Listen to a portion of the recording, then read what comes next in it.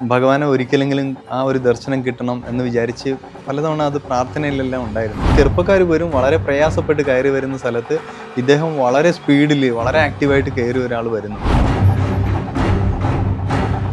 ബ്രദറിൽ ചോദിച്ചാൽ ആരാ ഇത്? അതെ, പക്ഷേ ഭഗവാനെ നേരിട്ട് കാണുക എന്നുള്ള വലിയൊരു ആഗ്രഹമായിരുന്നു. കാണാൻ സാധിച്ചു. ഇപ്പോഴും ഉണ്ട്, ഇപ്പോഴും ലൈവാണ്.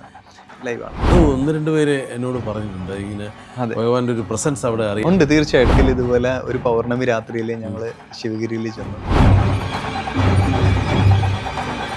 അങ്ങനെ പ്രാർത്ഥിച്ച് അങ്ങനെ ഇരുന്നു. ഒരു അല്പസമയം കഴിഞ്ഞപ്പോഴേക്ക് ആരോ നടന്നു വരുന്ന ശബ്ദം. ഇത് എത്ര മണിക്കാണ് സംഭവിക്കുന്നത്? ഡീപ് സ്ലീപ്പിലേക്ക് പോകുന്ന പോലത്തെ ഒരു അവസ്ഥയിലേക്ക്, ട്രാൻസിലേക്ക് അങ്ങനെ പോയി. പിന്നെ എനിക്ക് ഓർമ്മയില്ല. നമ്മളിപ്പോൾ ഓരോ വിദ്യകളിലേക്ക്, ഇപ്പോൾ ശരയോഗയിലേക്ക് വന്നതിന് ശേഷമാണ് മനസ്സിലാക്കുന്നത് അതൊരു എനർജിയാണ്. ആ എനർജി നമ്മളിലും പ്രവർത്തിക്കുന്നുണ്ട്. ശരനൂരിലേക്ക് നമ്മളൊരു മാറി അങ്ങോട്ട് പോയി. അതെ. ഇതെങ്ങനെയായിരുന്നു മാറ്റത്തിന് കാരണം? എന്തായാലും മനസ്സെന്ന് പറയുന്ന അടിമയും പ്രാണൻ ഉടമയുമാണ്. ജനുവരി ഫെബ്രുവരി ആ ഒരു സമയമായപ്പോഴാണ് ഞാൻ ഇങ്ങനെ വീഡിയോ കാണുന്നതും അങ്ങനെ ഗുരുജിയിലേക്ക് എത്തുന്നത്. നമ്മുടെ രാഹുൽ കാർത്തിക്. അതെ അതെ, തീർച്ചയായും.